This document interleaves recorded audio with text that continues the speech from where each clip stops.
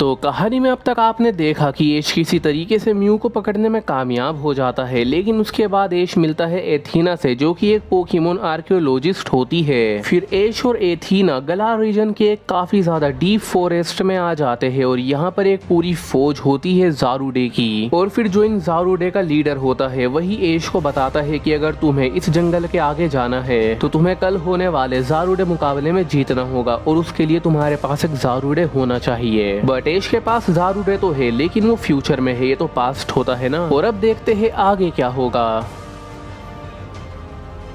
अब इन ज़ारुडे का जो लीडर होता है वो कहता है तो ठीक है एश केचम, जल्दी से अपने ज़ारुडे को बाहर निकालो अपनी पोकी बॉल में से। लेकिन ये सुनकर एश शौक हो जाता है और परेशान हो जाता है। एश सोचने लगता है अब मुझे क्या करना चाहिए, मेरे पास ज़ारुडे नहीं है। लेकिन तभी एथीना कहती है क्या हुआ एश, अपने ज़ारुडे को बाहर निकालो। तो फिर एश एथीना के साथ साथ सभी से बताता है देखिए ये काफी ज्यादा कॉम्प्लिकेटेड है, मेरे पास एक ज़ारुडे है लेकिन वो अभी नहीं है। मान लीजिए कि मेरा ज़ारुडे ऐसी जगह पर है जहाँ से मैं उसे बुला नहीं सकता। तो ये सुनकर एकदम एथीना को शौक लगता है। एथीना एश से घबराते हुए कहती है एश ये तुम क्या बोल रहे हो, तुम्हें पता है ना ऐसे हमारी जान भी जा सकती है, तुमने तो हमें इतने बड़े खतरे में फंसा दिया। लेकिन तभी एश कहता है देखो एथीना मैंने तुमसे नहीं कहा था कि तुम मेरे साथ आओ, तुम खुद ही मेरे साथ आई थी। लेकिन ये सुनकर फिर ये जो ज़ारुडे लीडर होते हैं ना ये बताते हैं देखो अगर तुम्हारे पास ज़ारुडे अभी फिलहाल नहीं है तो तुम एक काम कर सकते हो, जरा अपने आस पास देखो, यहाँ पर ज़ारुडे की भरमार है। अगर कोई ज़ारुडे है जो तुम्हारी मदद करना चाहता है तो हमें कोई भी एतराज नहीं होगा। लेकिन ये सुनकर एश को काफी ज्यादा अच्छा लगता है। एश कहता है क्या कोई है जो मेरी मदद करना चाहता है तो प्लीज आगे आ जाओ। लेकिन ये सुनकर सब ज़ारुडे हंसने लगते हैं, बहुत ज्यादा हंसने लगते हैं एश के ऊपर। कोई भी ज़ारुडे एश की मदद करने के लिए आगे नहीं आता। और फिर ज़ारुडे लीडर कहते हैं मुझे लगता है कि कोई भी ज़ारुडे तुम्हारी मदद करने के लिए तैयार नहीं है, इसीलिए मुझे लगता है कि तुम्हें अब यहाँ से चले जाना चाहिए। तो ये सुनकर फिर से एश बहुत ज्यादा बड़ी मुसीबत में आ जाता है, क्योंकि अब एश यहाँ से लौट नहीं सकता। लेकिन इन ज़ारुडे की भीड़ में एक ज़ारुडे होता है जो कि बहुत ज्यादा घबरा रहा होता है एश की मदद करने के लिए आगे जाने में। इसके अंदर एक झिझक होती है, लेकिन फिर ये हिम्मत करके थोड़ा सा आगे आने की कोशिश करता है। तो एश इस ज़ारुडे को देख लेता है।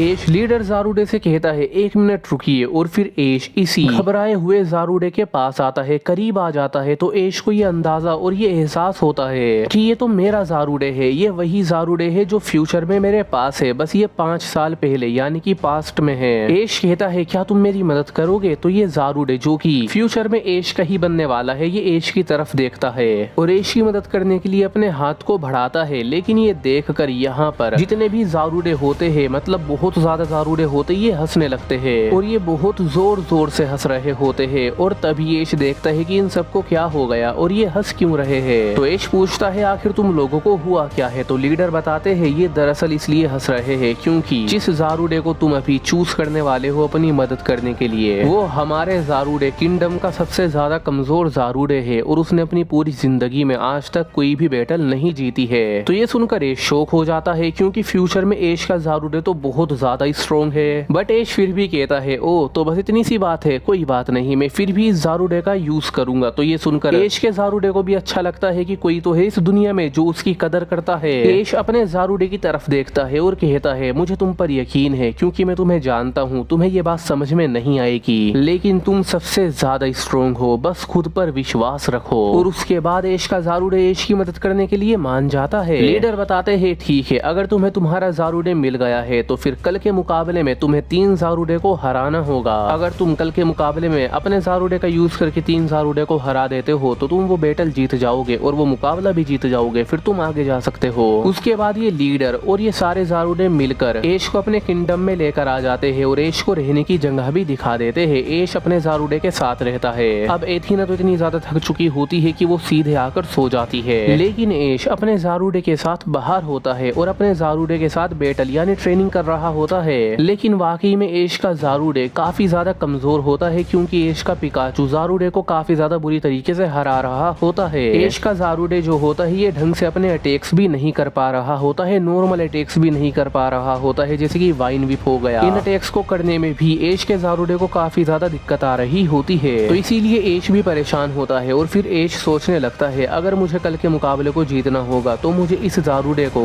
अपनी वो यादें दिखानी होगी जिनमें ये फ्यूचर में बहुत ज्यादा पावरफुल है। अगर वो सभी यादें इसको पता चल जाए तो मुझे यकीन है कि ये भी पावरफुल बन जाएगा। तभी एश अपने ज़ारूडे के करीब आ जाता है, इसके चेहरे पर अपने हाथ को रखता है, अपने फोरहेड को अपने ज़ारूडे से मिला लेता है और एश अपने म्यू को बाहर निकाल लेता है और अपने म्यू से कहता है कि अपनी पावर का यूज करके जो मेरी माइंड में मेमोरीज है उन सभी मेमोरीज को ज़ारूडे को दिखाओ। तो फिर म्यू ऐसा ही करता है और एश की मेमोरीज को ट्रांसफर कर देता है ज़ारूडे की मेमोरीज में। और जब वो ज़ारूडे उन मेमोरीज को देखता है तो काफी ज्यादा हैरान हो जाता है, क्योंकि उन मेमोरीज के अंदर ज़ारूडे काफी ज्यादा पावरफुल होता है और वो एश का पोकेमोन होता है। ये सब देखकर ज़ारूडे को ऐसा फील होता है जैसे कि वो वही ज़ारूडे है जो फ्यूचर में एश के पास है। उसके बाद एश देखता है कि मेरा ज़ारूडे बिल्कुल पहले जैसा हो चुका है, यानी कि जो फ्यूचर में मेरे पास है। और क्योंकि अब एश के ज़ारूडे को सब कुछ याद आ चुका होता है तो ये बिल्कुल ऐसा होता है जैसे कि एश का ज़ारूडे एश से बहुत लंबे वक्त के बाद मिल रहा है। तो एश का ज़ारूडे एश को जोर से गले लगा लेता है और एश कहता है मुझे लगता है अब तुम बैटल करने के लिए बिल्कुल तैयार हो। तो एश का ज़ारूडे कहता है, इशारे में कहता है हाँ। एंड फिर सीन शिफ्ट हो जाता है, एक दिन बीत जाता है, मुकाबले के लिए सब तैयार होते हैं, पूरे ज़ारूडे का ग्रुप आ जाता है, किंगडम आ जाता है, यहीं पर एथीना भी होती है। यहाँ पर एक बैटल फील्ड बना दी जाती है जो कि काफी ज्यादा जाइंट होती है।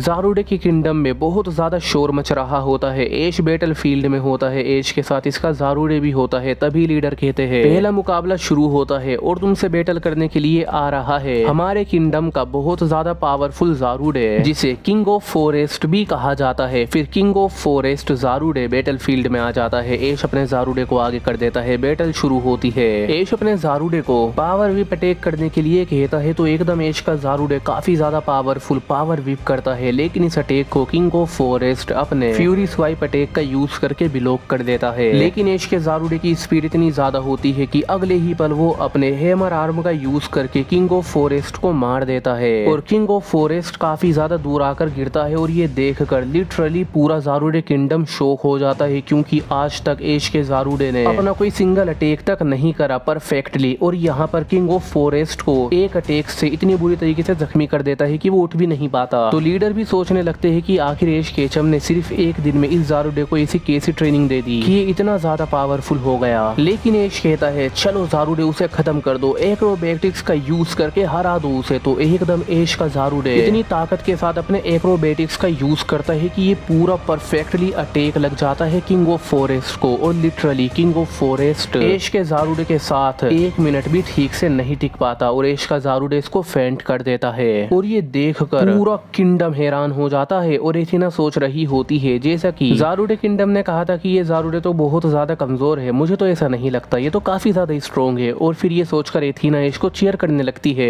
एथीना तो काफी ज्यादा खुश होती है, लेकिन फिर लीडर कहते हैं तो ठीक है एश के चम, तुमने अपना पहला बैटल जीत लिया है, बस अब 2 बैटल और जीतने हैं, अगर जीत पाए तो अब तुमसे बैटल करने के लिए आ रहा है पावर हाउस ज़ारूडे। और फिर पावर हाउस ज़ारूडे भी बैटल फील्ड में आ जाता है। और ये जो पावर हाउस ज़ारूडे होता है ये एश के ज़ारूडे से साइज में डबल होता है, इसीलिए इसका नाम पावर हाउस है। और फिर इन दोनों में भी बैटल शुरू हो जाती है। एश का ज़ारूडे अपने एरियल एस का यूज करता है, लेकिन पावर हाउस यहाँ पर अपने बैरियर हैंड्स का यूज करके इसे ब्लॉक कर लेता है। और फिर पावर हाउस ज़ारूडे यहाँ पर अपनी एनर्जी बॉल्स कर देता है, तो एश का ज़ारूडे इनसे बचता है। फिर एश कहता है इस नर्ल का यूज करो, तो एकदम एश का ज़ारूडे इस नर्ल का यूज कर देता है। बट इस अटैक को देखकर पावर हाउस ज़ारूडे अपनी हाइपर कैनन का यूज करके इस नर्ल अटैक को ब्लॉक कर देता है। लेकिन इस अटैक को देखकर एश कहता है वो अटैक तुम्हें लग सकता है, नेचुरल डिजास्टर का यूज करो ज़ारूडे। तो एकदम एश का ज़ारूडे अपने नेचुरल डिजास्टर का यूज करता है। इस अटैक के अंदर एश का ज़ारूडे अपनी वाइन विप को जमीन के अंदर धसा देता है और फॉरेस्ट से पावर लेता है और एक इतनी ज्यादा बड़ी हाइपर बीम करता है जिसे नेचुरल डिजास्टर का नाम दिया गया है। और एश के ज़ारूडे का ये अटैक पावर हाउस ज़ारूडे के अटैक को चीरते हुए जाता है और पावर हाउस ज़ारूडे से टकरा जाता है। जिसके बाद यहाँ पर एक काफी ज्यादा बड़ा एक्सप्लोजन होता है और बहुत ज्यादा बड़ा एक्सप्लोजन होने के बाद पावर हाउस ज़ारूडे भी फेंट हो जाता है। और इस बार भी एश के ज़ारूडे को जीतता हुआ देखकर पूरा ज़ारूडे किंगडम हैरान हो जाता है। यहाँ तक कि